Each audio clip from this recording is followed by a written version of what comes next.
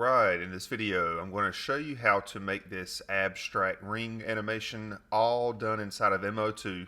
I actually took that file in Motion and just created, several different renders, and basically all I'm doing here is changing a few keyframes with the animation and the lighting with lights and the camera. But my main goal here is to actually show you how to make this animation, and then I'll leave it up to you to add lights, add your materials, and all that good stuff. So I already have MO2 loaded up in a 1080 project, 300 frames, 30 frames per second. And the first thing we want to do here is we want to create a triangle where the three sides have spheres around the edges of the triangle. To do that, I'm going to add a model, primitive, and a sphere. I'm going to take this camera and I'm going to reset its parameters. I'm going to drag out real far on the Z, maybe around like 10, so that we can see this sphere real good. And we're about to add even more spheres inside of a linear instancer. So let's go ahead and add instancer linear. Let's drop the sphere inside of that instancer. And you may say, oh, well, where are the other spheres? If we switch over to perspective, those are the 5 spheres that we have there. But what I want to do in my active camera is I want those 5 spheres to go this way. Real quick fix, go over to the instancer, scroll on down. Where we have the end position, let's set the Z to 0 and let's set the X to 5. So now we have our 5 spheres. Now bear in mind the end position is just showing where this sphere here, it ends at 5 right about there in the center of that sphere, but the count is what adjusts how many spheres we have. I'm okay with 5, but I want to show you as we adjust that count, that's what's actually determining how many spheres we have. So with that done, let's take this instancer and let's duplicate it. So we have 2 of them, but all you see is 1. And what we want to do, notice this anchor point here is in the center of this first sphere. We want to rotate this so that we can create the second side of our triangle. So I have that instancer selected. I want to go to the rotation Z, and if we start adjusting this, you can either go this way or we can go this way. Either way, we want to go 60 degrees, and since I'm going down in this direction, I'm going to set this to -60. And the reason I'm picking -60 is because when you have an equilateral triangle, which is what we're going to make, each degree inside of that triangle is 60 degrees. So we have 2 sides of our triangle. I'm going to switch on over to perspective.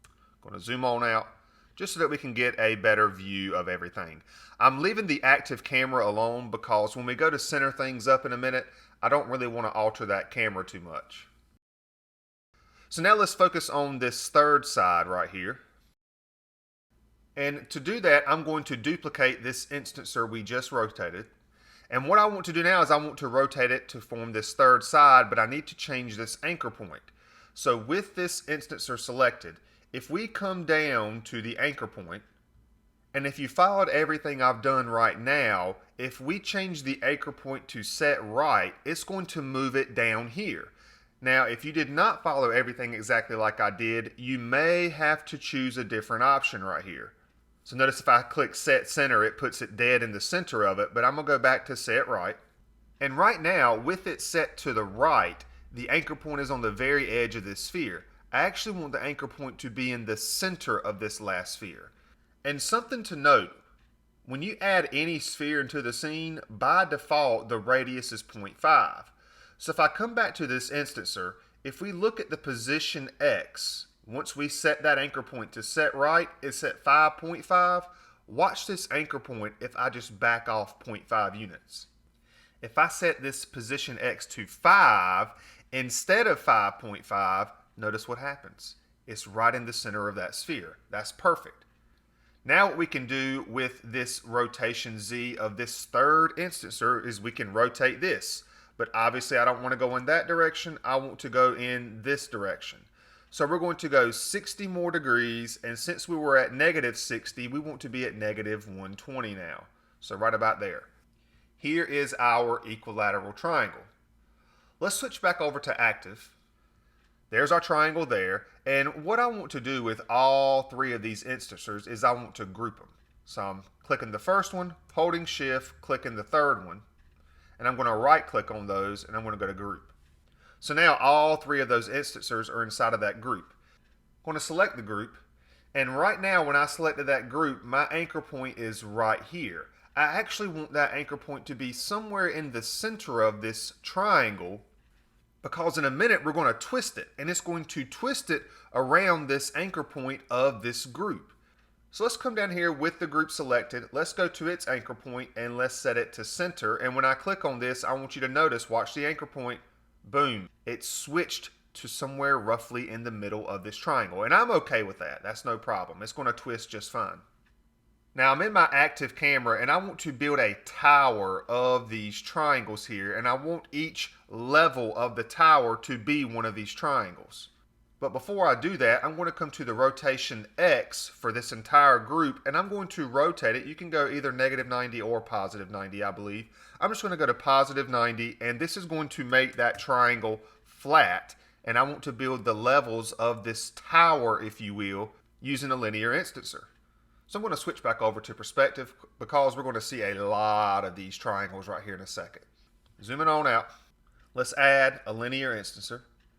Let's drop the group inside that instancer. And right now it is instancing on the Z axis, but we want to build a tower. We want each level of this tower to be a triangle. So very similar to what we did earlier, we're going to change the in position of this instancer. Scrolling on down.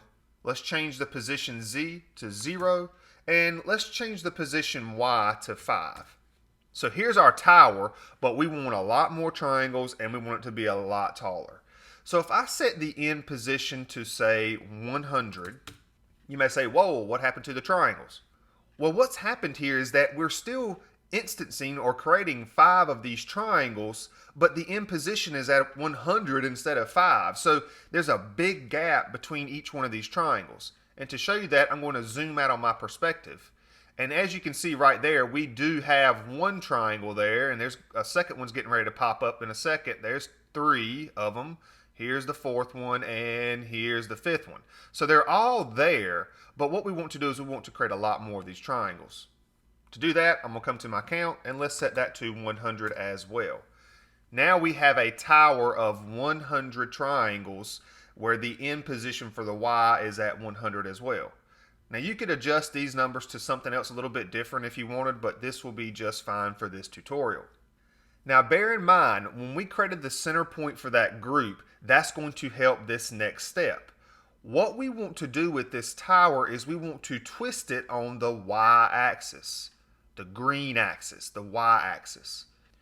So if I come to end rotation for this instancer, this tower we just created, and I'm going to set the rotation Y to 360, what that's going to do is it's going to twist this tower. So I've deselected everything, and I'm just going to zoom on out a little bit. And I want you to see that twist. It's twisting this tower a full 360 degrees. And now with that same instancer selected, we want to come down here and let's go to line twisting. So you may have to experiment with which one to do here, but if we twist the Z, what it's going to start doing is it's going to take this tower and it's going to wrap it around, and we're going to connect with the bottom of this tower. And if I set this to 360, it should work out perfect. Check it out. Now we have a ring. Let's switch back to active. And we need to zoom out quite a bit more on our default camera so that we can see this entire ring. So I'm going to go ahead and bump that up to about 50. There's our ring, and now we just want to center this up. And the only downside to this is that I couldn't get it to center up in the middle of this ring. You know, I tried to go to this instancer, set the anchor point to set center, and that's not really the center of that ring, obviously. Something I could do maybe is I could right click on that, go to group. So now I have everything inside of that group. I didn't think of this before. Let's go set center now and see what happens. See, that doesn't help either. So no big deal, because what we can do is we can just take this group itself and we can slide it on over. Maybe somewhere right around. I'll tell you what, if we set that position X to 0, I'll set everything to 0 and see what this looks like. So yeah, now that center point is right there in the center of the scene.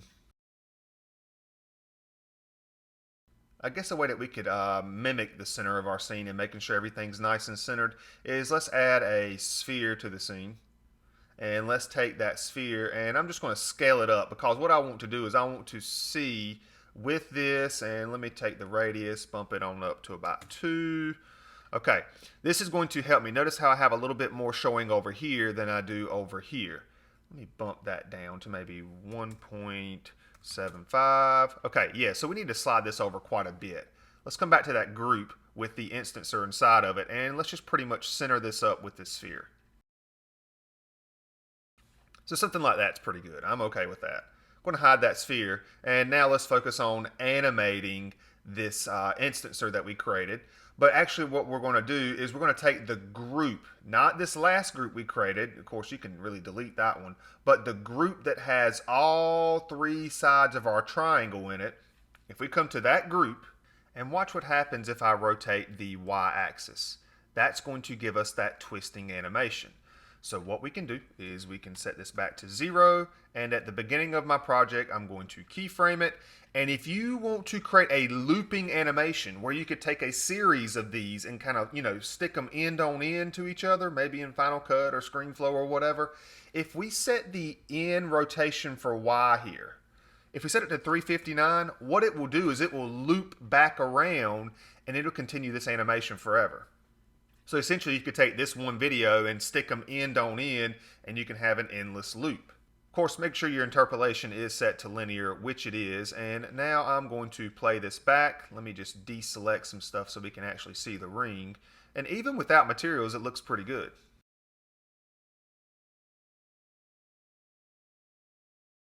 And notice what it did there. When it went to the end and back to the beginning, you didn't even really see a hiccup in this animation because we had it ending at 359 degrees. So then the next degree would be 360, which is a loop.